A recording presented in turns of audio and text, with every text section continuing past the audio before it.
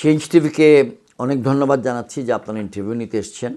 Change টিভির যারা দর্শক শ্রোতা তাদের প্রতি আমার শুভেচ্ছা এবং সম্মান জানাচ্ছি। তারা যেন মেহেরবানি করে আমার সালাম গ্রহণ করেন। আসসালামু আলাইকুম। আপনি যা বলেছেন যে অক্টোবর থেকে আমাকে সক্রিয় দেখছেন, এটা হয়তো বা আংশিক কথা।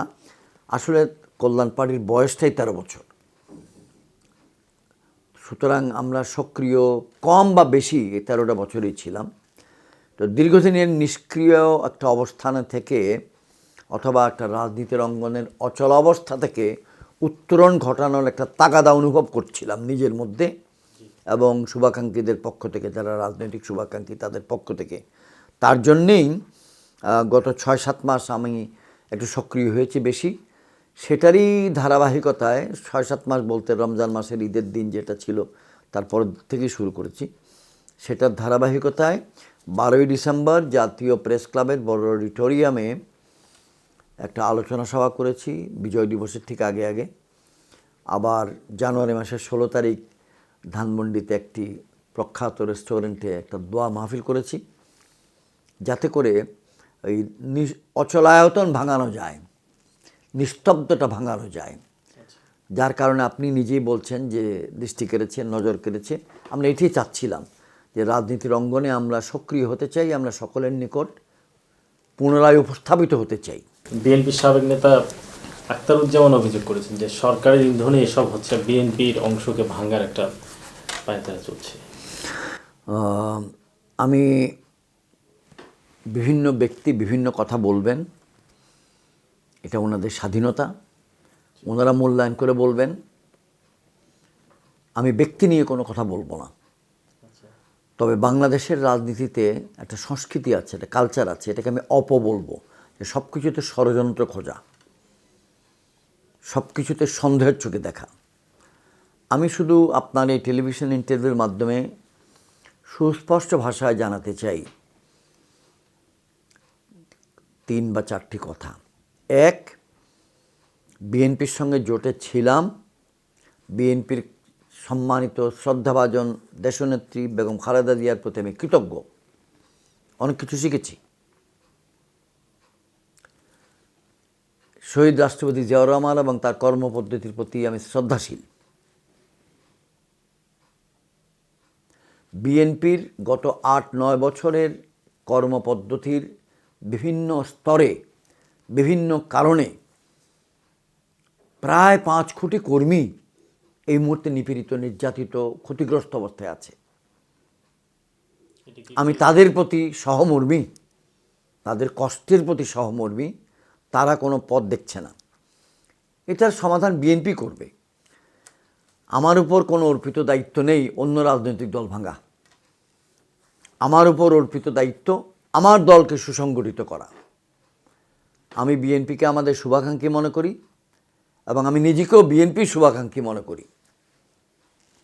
গত 20টি বছর শহীদ রাষ্ট্রপতি জিয়াউর রহমান বা জাতীয়তাবাদী ঘরানার রাজনীতি এবং ধর্মীয় মূল্যবোধের রাজনীতি প্রসঙ্গে আমি সোচ্চার ছিলাম, এখনও আছি, ভবিষ্যতেও থাকব। আমি আহ্বান রাখব যারা জ্ঞানী, যারা চিন্তাশীল ব্যক্তি, তারা যেন চিন্তা করেন। সরকারের সঙ্গে আঁতাত প্রসঙ্গে এতটুকু বলবো, 2014 সালেও সরকারের প্রস্তাব ছিল 20 দলীয় জোট ছেড়ে যাওয়ার, যায়নি, অনেক লোভনীয় প্রস্তাব। সেটার মূল্যায়ন আমরা কোথাও পাইনি, ত্যাগ স্বীকারের মূল্যায়ন। 2018 সালেও প্রস্তাব ছিল 20 দলীয় জোট ছেড়ে চলে যাওয়ার, লোভনীয় প্রস্তাব, কেউ কেউ গ্রহণ করে ফেলেছেন, আপনারা জানেন। আমরা যাইনি, আমরা কারো মূল্যায়নের জন্য অপেক্ষায়ও নাই। আমাদের সিদ্ধান্ত আমরা নিয়েছি, দেশবাসীর প্রতি আমরা বিশ্বস্ত, ইমানদার থাকতে চাই। আমরা জাতীয়তাবাদী ঘরানার রাজনীতি, ধর্মীয় মূল্যবোধের রাজনীতি, বাংলাদেশকে বাঁচাও, এই রাজনীতির প্রতি বিশ্বস্ত থাকতে চাই। আমাদের দলের মূলনীতি, মটো, পরিবর্তনের জন্য রাজনীতি। আমরা বাংলাদেশের রাজনীতিতে গুণগত পরিবর্তন চাই এবং আমাদের চূড়ান্ত লক্ষ্য বাংলাদেশের অগ্রগতি। বাংলাদেশের অগ্রগতি, এর কোনো ব্যত্যয় আমরা কামনা করি না। এই লক্ষ্য অর্জনের জন্যই যাবতীয় পরিশ্রম। আপনি তো ব্যাপকভাবে বাংলাদেশে একটা পরিচিত মুখ, যেভাবে আপনি পরিচিত সেইভাবে আপনার দল পরিচিতি পায়নি কেন বাংলাদেশে? এটা অত্যন্ত যৌক্তিক প্রশ্ন। বাংলাদেশের রাজনীতিতে এবং পৃথিবীর বহু দেশেই বৃহৎ রাজনৈতিক দল থাকে, মাঝারি রাজনৈতিক দল থাকে, ক্ষুদ্র রাজনৈতিক দল থাকে। তো জন্মলগ্ন থেকেই আমরা ক্ষুদ্র রাজনৈতিক দল ছিলাম। বৃহৎ রাজনৈতিক দল করতে যে আর্থিক সহায়তা প্রয়োজন হয় সেটা আমাদের ছিল না বা পাইনি, এবং বৃহৎ রাজনৈতিক দলগুলির মায়া মহব্বত আকর্ষণ ত্যাগ করে ক্ষুদ্র দলের প্রতি যে কেউ আসবে সেটা একটি কঠিন আহ্বান। তবে আমি আপনার মাধ্যমে আজকে বলতে চাই, গত করোনাকালে আমাদের পরিশ্রমের কারণে, গত 1 বছরের পরিশ্রমের কারণে এখন বহু সংখ্যক ব্যক্তি বাংলাদেশ কল্যাণ পার্টির সঙ্গে সংযুক্ত হচ্ছেন, আসছেন, আগ্রহ প্রকাশ করছেন। আমি রিপিট করি, যেটা 2-3 দিন আগে পত্রিকায়ও বেরিয়েছে, 2 দিন আগে মাত্র, গত শনিবারের বাংলাদেশ প্রতিদিন নামক পত্রিকায়ও বেরিয়েছে, যে বাংলাদেশ কল্যাণ পার্টি ঘুরে দাঁড়াতে চায়। বাংলাদেশ কল্যাণ পার্টি দেশের স্বচ্ছ রাজনীতি মনস্ক ব্যক্তিদেরকে আহ্বান জানাচ্ছে, সামরিক কর্মকর্তা সাবেক তাদেরকে আহ্বান জানাচ্ছে। কারণটি খুব গুরুত্বপূর্ণ। বিদ্যমান রাজনৈতিক দলগুলির সঙ্গে চলমান রাজনৈতিক প্রক্রিয়ায় যত ব্যক্তিত্ব আছেন তাদের মধ্যে অনেকেই পরিষ্কার এবং স্বচ্ছ আছেন, আবার অনেকেই ইচ্ছায় বা অনিচ্ছায় অপরিষ্কার হয়েছেন, অস্বচ্ছ হয়েছেন, দুর্নীতির সঙ্গে যুক্ত হয়ে গেছেন।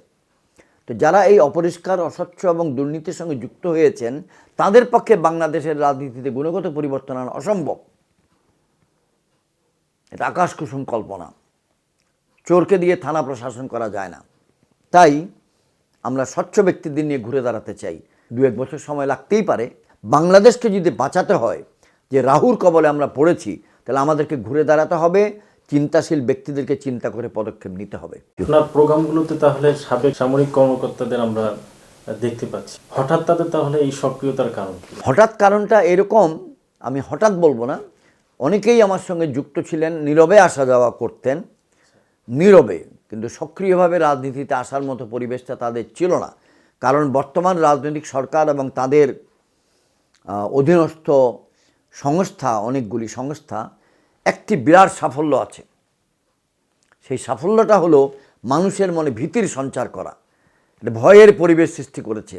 আমাকে মেরে ফেলবে, আমাকে গুম করবে, আমাকে আক্রমণ করবে, আমার ছেলে মেয়েকে গুম করবে, আমার পেনশন বন্ধ করে দিবে, আমার চিকিৎসা বন্ধ করে দিবে, আমার ইনকাম ট্যাক্স নিয়ে টানাটানি করবে, আমার ব্যাংকের লোন বন্ধ করে দিবে, আমার ব্যবসা প্রতিষ্ঠান হামলা করবে। অটোক্রেটিক শাসনগুলি পৃথিবীর দেশে দেশে এই কাজটা করে, এবং বাংলাদেশেও ঠিক এই কাজটি হয়েছে। এবং সকল অটোক্রেটিক শাসনের পেটোয়া কিছু বাহিনী থাকে, বাংলাদেশেও আছে। এইরকম একটা ভীতিকর পরিস্থিতি থেকে উত্তরণের জন্যে সময় নিয়েছে। কিন্তু বাংলাদেশের স্বাধীনতা সার্বভৌমত্বের প্রতীক হচ্ছে সামরিক বাহিনীগুলি। পতাকার গ্যারান্টর, পতাকার উচ্চ থাকবে, তার জন্য জান দিতে প্রস্তুত এই সামরিক বাহিনী। তাদের যারা অবসরপ্রাপ্ত ব্যক্তি, তারা নীরবে নিভৃতে চিন্তা করছেন অনেকেই, যেই রাহুর কবলে বাংলাদেশ এখন পড়েছে, এখান থেকে যদি মুক্তি পেতে হয় ঘরে বসে থাকার তো সময় নাই। তাই গলফ খেলা বাদ দিয়ে, শুধু পত্রিকা পড়া বাদ দিয়ে, রিমোট নিয়ে টেলিভিশনে রাজনীতি করার বাদ দিয়ে অনেকেই সক্রিয় হওয়ার সুচিন্তা করছেন। তার লক্ষণ আপনি দেখতে পাচ্ছেন, যে কথাটা আপনি আমাকে বললেন। আপনার যে ক্লিন ইমেজ রয়েছে বাংলাদেশে, সেটাকে আপনি ব্যবহার করে সাবেক সামরিক কর্মকর্তাদের এইভাবে টানছেন। তো এই জায়গা থেকে কি আমি বলতে পারি যে আপনি কি কোনো গণ আন্দোলন গড়ে তোলার একটা পরিকল্পনা করছেন? একটু সংযুক্ত করি, শুধু সামরিক কর্মকর্তা ডাকছি না, সাবেক সরকারি কর্মকর্তা যারা রাজনীতি মনস্ক কিন্তু প্রশাসনে দক্ষ, তাদের প্রতি আমার বিশাল আবেদন এবং আহ্বান, শ্রদ্ধা। অধ্যাপকবৃন্দ, প্রকৌশলীবৃন্দ, আলেমোলামাবৃন্দ, যারা বাংলাদেশি জাতীয়তাবাদ এবং ধর্মীয় মূল্যবোধকে, বাংলাদেশের স্বাধীনতা সংস্কৃতিকে অখণ্ড রাখতে চায়, এরকম সকল ব্যক্তির প্রতি আমার আহ্বান থাকলো। আর আপনি যেটা বলছেন, গণ আন্দোলন গড়ে তুলতে চাই, গণ আন্দোলন গড়ে তুলতে প্রত্যেকটি দলই চায়, কিন্তু আমাদের প্রত্যেকের সক্ষমতার একটা সীমা আছে। সেই সীমায় বৃহৎ দলগুলি যতটুকু স্বচ্ছ, যতটুকু সহজে করতে পারে, ছোট দলগুলি ততটুকু সহজে বা স্বচ্ছভাবে করতে পারে না। এই মুহূর্তে মনে করুন, আমাদের সবচেয়ে বড় অন্যতম রাজনৈতিক দল বিএনপি, ওনাদের যে নীতি সেটা তো আমাদের নিকট শতভাগ প্রকাশিত নয়। আমি শুধু অনুধাবন করছি যে নীতিটি লন্ডন থেকে প্রচারিত হচ্ছে বা যে নীতিটি সরজমিনে আমরা দেখতে পাচ্ছি, উচ্চারণ ব্যতীত দেখতে পাচ্ছি, সেই নীতিটি মনে হচ্ছে কিছুদিন সময় নাও, কিছুদিন নীরব থাকো। তা আমরা তো সেই নীতির সঙ্গে সম্মত নই, একমত নই। আর দ্বিতীয় কথা হলো, রাজনীতিতে আমরা যাদের সঙ্গে দীর্ঘদিন পথ চলেছি, সেই বিএনপির সঙ্গে আমাদের ঐকমত্য একটা জায়গায় অবশ্যই আছে। আমরাও এই সরকারের পতন চাই, ওনারাও এই সরকারের পতন চায়। আমি তো জোটের ভিতরেই ছিলাম, 20 দলীয় জোট, এখনও তো সেই জোট বিদ্যমান। 2015 সাল থেকে অবরোধ যেমন চলছে, এখন পর্যন্ত অফিসিয়ালি তো সেটা উইথড্র হয় নাই, ঠিক তদ্রুপ 20 দলীয় জোট এখনও বিদ্যমান আছি। তো আমি আপনার এই কথার উত্তরে বলতে চাই, গণ আন্দোলন একটি সাংবিধানিক পন্থা। সরকার অপসারণের জন্য গণ আন্দোলন রাজনৈতিক দলগুলি গড়ে তুলতেই পারে। আইনশৃঙ্খলা রক্ষাকারী বাহিনী তাদেরকে বাধা দিবে, সে বাধার মুখেই গণ আন্দোলন গড়ে তুলতে হবে, কিন্তু এটা প্রকাশ্য কর্মসূচি হতে হবে। আমি সাবেক সেনাবাহিনীর কর্মকর্তা, 13 বছর যাবৎ একজন রাজনৈতিক কর্মী, আমি মুক্তিযুদ্ধের রণাঙ্গনের সৈনিক। কোনো অবস্থাতেই সংবিধানের বাইরে কোনো কিছুকে সমর্থন করব না, করি নাই। তাহলে আপনার সঙ্গে কর্নেল অলি এবং মেজর হাফিজের তো নামও আসছে, তারা কি তাহলে আপনার এই প্রক্রিয়ার সঙ্গে যুক্ত হচ্ছে? সেনাবাহিনীর চাকুরিতে উভয়ই আমার জ্যেষ্ঠ এবং শ্রদ্ধাভাজন ব্যক্তি ছিলেন। রাজনীতির অঙ্গনেও তারা উভয়ই আমার থেকে জ্যেষ্ঠ এবং আমার শ্রদ্ধাভাজন ব্যক্তি। আমি বিভিন্ন অনুষ্ঠানে ওনাদেরকে দাওয়াত দিয়ে এসেছি এবং বাংলাদেশ কল্যাণ পার্টির গত 13 বছরের রাজনৈতিক জীবনে বিএনপির অনেক নেতা আমাদের অনুষ্ঠানগুলিতে বারবার এসেছেন, আমি তাদের প্রতি কৃতজ্ঞ। তবে বিশেষভাবে মেজর হাফিজউদ্দিন আহমেদ বীর বিক্রম, উনি আমাদের যে কোনো ফাংশনে এসেছেন এবং সক্রিয়ভাবে উৎসাহব্যঞ্জকমূলক বক্তব্য সবসময় দিয়ে গিয়েছেন, আমি তার প্রতি কৃতজ্ঞ। উনি এখনও আমাদের সঙ্গে আছেন। উনি যদিও একটি অন্য বড় দলের অন্য বড় পদে আছেন, তথাপি আমাদের সঙ্গে তার সহমর্মিতা, তার সহযোগিতা, তার শুভেচ্ছা প্রতিষ্ঠিত এবং প্রকাশিত। কর্নেল অলি আহমদ বীর বিক্রম আরও জ্যেষ্ঠ ব্যক্তি, ওনার নিজের দল আছে, উনি নিজের দল নিয়ে চিন্তাভাবনা করেন। উনি গত 2019 সালে নিজের উদ্যোগ নিয়ে চেষ্টা করেছিলেন, আমি তার সেই উদ্যোগে সহযোগিতা করেছিলাম, যা করেছি প্রকাশ্যে করেছি। এখন আমি নিজে আবার আমার দল নিয়ে চেষ্টা করছি। আমার দল বললে কথাটা ভুল, আমরা এখন অনেক লোক আল্লাহর রহমতে বাংলাদেশ কল্যাণ পার্টি নিজের উদ্যোগে নিজে চেষ্টা করতে তো দোষ নাই। সেক্ষেত্রে আপনি বিএনপির কোন কোন নেতাকে আপনার মানে কোন প্ল্যাটফর্মে আশা করছেন যে আপনার অনুষ্ঠানে যোগদান করবে ভবিষ্যতে? না, বিএনপির নেতাকে আমার অনুষ্ঠানে যোগদান করবে কেন? বাংলাদেশ কল্যাণ পার্টির সকল অনুষ্ঠানেতে মেহমান থাকে। আপনি যে প্রশ্নটা করেছেন, এই প্রশ্নটার উত্তর হলো, আমাদের আনুষ্ঠানিক রাজনৈতিক প্রোগ্রামে বন্ধুপ্রতিম সহযোগিতামূলক রাজনৈতিক দলগুলি সবসময় এসছেন এবং আসবেন, এবং বিএনপির নেতারাও আসতে পারেন যদি না কেউ মানা করে। আমি যতটুকু জানতে পেরেছি 30শে জানুয়ারিতে আমি জানতে পেরেছি যে কতিপয় বিএনপির নেতাকে দূরবর্তী অঞ্চল থেকে নিষেধ করা হয়েছে, খবরদার আপনারা কল্যাণ পার্টি বা জানাল ইব্রাহিমের কোনো ফাংশনে যাবেন না। এটা আমি জানতে পেরেছি। এটা অনাকাঙ্ক্ষিত।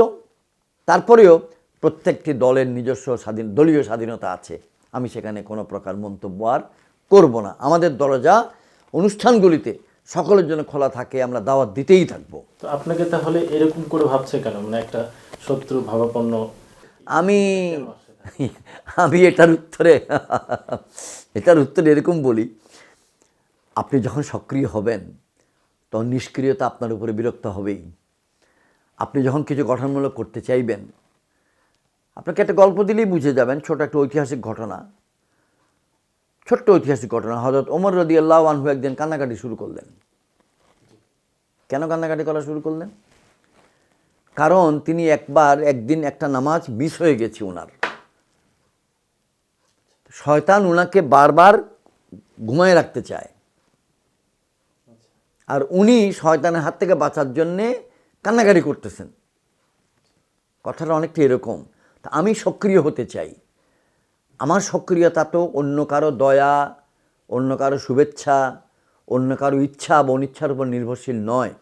1971 সালের মহান মুক্তিযুদ্ধে হানাদার পাকিস্তান বাহিনীর বিরুদ্ধে আমরা ত্রাস ছিলাম। বাংলাদেশের স্বাধীনতা সার্বভৌমত্ব রক্ষার জন্য 2021 সালে আমরা যারা বাংলাদেশকে ভালোবাসে তাদের বন্ধু, যারা বাংলাদেশের স্বার্থকে ভালোবাসে না তারা আমাদের উপর বিরক্ত হবে। এবং আমি রিপিট করছি, বিএনপির 5 কোটি কর্মী যারা 2013-14 সালের আন্দোলনের কারণে মামলায় জর্জরিত, 2015 সালের অবরোধ আন্দোলনের কারণে মামলায় জর্জরিত, 2018 সালের আন্দোলনের কারণে মামলায় জর্জরিত, দিশাহারা, তাদের প্রতি আমার সহমর্মিতা, তাদের জন্য আমার অন্তর কাঁদে। কিন্তু আমি একলা তাদেরকে কিছু করতে পারবো না, কিন্তু করতে হবে আমাদেরকে, দাঁড়াতে হবে আমাদেরকে। এরকমভাবে তো দেশটাকে চলতে দেওয়া যায় না। তো আমি ওই জায়গা থেকে বলছি যে বন্ধু দল হিসেবে কেন তারা এই এত বড় একটা বিষয়কে তারা যে ওই প্রোগ্রামে যাবেন না এরকম সিদ্ধান্ত নিচ্ছে? এটার উত্তর আমি দিতে পারবো না। ওনারা কি চিন্তা করে কেউ নিচ্ছেন বা নিচ্ছেন না, কেউ নিচ্ছেন বা নিচ্ছেন না, এই সিদ্ধান্ত, এই উত্তর আমি দিতে পারবো না। আমি শুধু এতটুকু বলতে পারবো 20 দলীয় জোট একটি রাজনৈতিক জোট ছিল, কিন্তু এটা খুব লুজ ছিল। এটার কোনো মিটিংয়ে কোনো দিন এজেন্ডা থাকতো না, এটার কোনো মিটিংয়ে কোনো দিন মাইনিউটস স্বাক্ষরিত হতো না। এটাকে ব্যারিস্টার আন্দালিব রহমান পার্থর, একজন তরুণ উদীয়মান সুপরিচিত রাজনৈতিক নেতা, গঠনমূলক রাজনৈতিক নেতার ভাষায় ছিল এটা সহমতের জোট। উনি 2019 সালের এপ্রিল মাসে যখন জোট ছেড়ে যান তখন এই মন্তব্যটা তিনি করেছিলেন। আমরা সেখানে জোটটা যে আকারে, যে মানে, যে মর্যাদায় 2012 সালে শুরু হয়েছিল, ক্রমান্বয়ে সেটা সেই আকার, সেই মান, সেই মর্যাদায় থাকতে পারেনি। অতএব ওই জোটে এমন কোনো শর্ত নাই যে কোনো দল একলা কোনো সিদ্ধান্ত নিতে পারিবে না, কোনো দল একলা চলিতে পারিবে না, কোনো দল সরকারের বিরুদ্ধে আন্দোলন একলা গড়িয়া তুলিবার চিন্তাও করিবে না, এরকম কোনো কথা লেখা নেই। জোটের মৌলিক নীতি 2012 সালে যেটা আমরা স্বাক্ষর করেছিলাম, লিখিত কাগজ, সরকার বিরোধী আন্দোলন গড়ে তোলা, সেই নীতিতে নির্বাচনের কথা লেখা ছিল না বলেই 2018 নির্বাচনের 4 মাস আগে 20 দলীয় জোটের মিটিংয়ে যখন এই কথাগুলো উঠত তখন হঠাৎ করে মুখের থেকে অতি জ্যেষ্ঠ নেতা বলে ফেলেছিলেন এটা তো আন্দোলনের জোট ছিল, এটা নির্বাচনের জোট ছিল না। অর্থাৎ সারা বছর আপনি গাই গরুকে ঘাস খাওয়াবেন, দুধ দুয়ার টাইম আসলে কিন্তু বলবেন তোমার দায়িত্ব তো ঘাস খাওয়ানো, এটা তো হয় না। আমরা চাই বাংলাদেশের জাতীয়তাবাদী শক্তি, ধর্মীয় সকল ধর্মের ধর্মীয় মূল্যবোধের চেতনা উজ্জীবিত থাকুক, মুক্তিযুদ্ধের আদি এবং অকৃত্রিম চেতনা উজ্জীবিত থাকুক, বাংলাদেশের স্বার্থ সর্বাবস্থায় রক্ষিত হোক, বাংলাদেশের অগ্রযাত্রাই আমাদের লক্ষ্য। এখানে কারো সঙ্গে আমাদের দ্বিমত নাই, কিন্তু কে কী নিয়মে এই কাজটা আদায় করতে চান সেটা তো ভিন্ন হতেই পারে। আচ্ছা, জামায়াত আপনাকে শুরু থেকে সহযোগিতা করছে, কখনো যদি আপনি সফলতা পেয়ে যান সেক্ষেত্রে কি জামায়াত আপনার এই আন্দোলনের সফলতার অংশীদার হবে কিনা? এটা কঠিন প্রশ্ন আপনি করলেন, তা আমি সহজ উত্তর দিই। সহজ উত্তর হলো গঠনমূলক সকল রাজনৈতিক দলই আমাদেরকে সহযোগিতা করছে, কিন্তু জামাত একটু বৃহৎ আকারের এবং সুপরিচিত বলে আপনি তার নামটি নিয়েছেন। আরও ছোট ছোট রাজনৈতিক বন্ধুপ্রতিম দল আমাদেরকে সহযোগিতা করছেন। দ্বিতীয় হলো আল্লাহ রাব্বুল আলামিন যদি আমাদেরকে সাফল্য দেন সেটা আমার সাফল্য হবে না, সেটা আমাদের দলের সাফল্য হবে না, সেটা হবে বাংলাদেশের গণতন্ত্রকামী মুক্তিকামী মানুষের সাফল্য। তো সেই সাফল্য সকল মানুষই ভোগ করবে, সেখানে আমি বা আমার দল একলা কোনো ভূমিকা রাখবে না। একলার জন্য আমরা কোনো কিছু করতে চাই না, করতে পারবো না, করব না। রণাঙ্গনের মুক্তিযোদ্ধা কেমনে একলা চিন্তা করবে, সেটা সবাইকে নিয়ে চিন্তা করব। তবে সেটা হচ্ছে সময়ের ব্যাপার। আজকে কি সেটার উত্তর দেওয়া সম্ভব?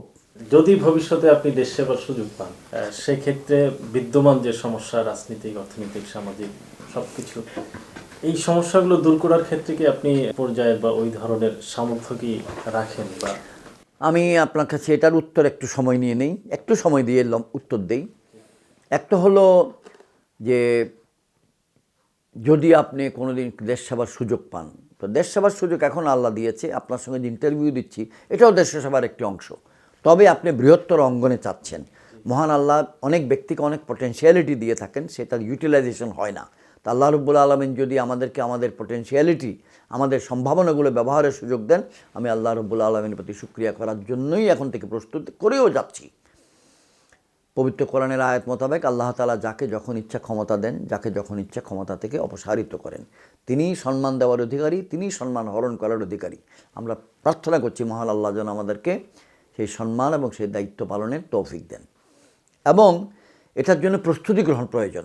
বাংলাদেশ সামরিক বাহিনীর অন্তত 500 অফিসার তালিকাভুক্ত আছে আমাদের কাছে বিভিন্ন জায়গায়, যারা দেশ সেবার এই কাজে যুক্ত হতে চান এবং যারা অনেক জ্যেষ্ঠ অফিসার, যারা জ্ঞানী গুণী, বিভিন্ন ক্ষেত্রে বিশেষভাবে পারদর্শী, ডক্টরেট করেছেন, MBA করেছেন, বিভিন্ন বিশ্ববিদ্যালয়ে লেখাপড়া করিয়েছেন, এমন সামরিক সাবেক কর্মকর্তা এবং সরকারের সাবেক আমলা, তাদেরকে নিয়ে আমরা এগিয়ে যাচ্ছি।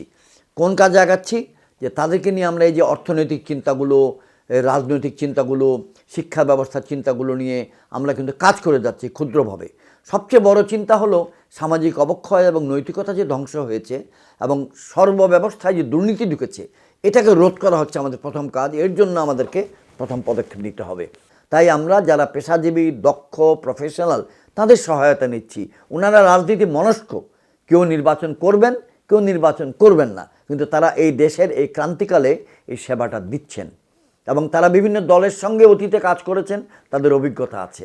বিএনপিতেও ছিলেন বা আছেন এমন লোক আমাদেরকে সহায়তা করছে, যেটা দেশের কাজ করছে। এটা জেনারেল ইব্রাহিমের ব্যক্তিগত কাজ না, এটা কল্যাণ পার্টির ব্যক্তিগত কাজ না, কিন্তু অনেকেই কল্যাণ পার্টির সঙ্গে আনুষ্ঠানিকভাবে যুক্ত হয়ে কাজটা করছে। দেশবাসীর প্রতি আমার পক্ষ থেকে আহ্বান এবং শ্রদ্ধা। আসসালামু আলাইকুম।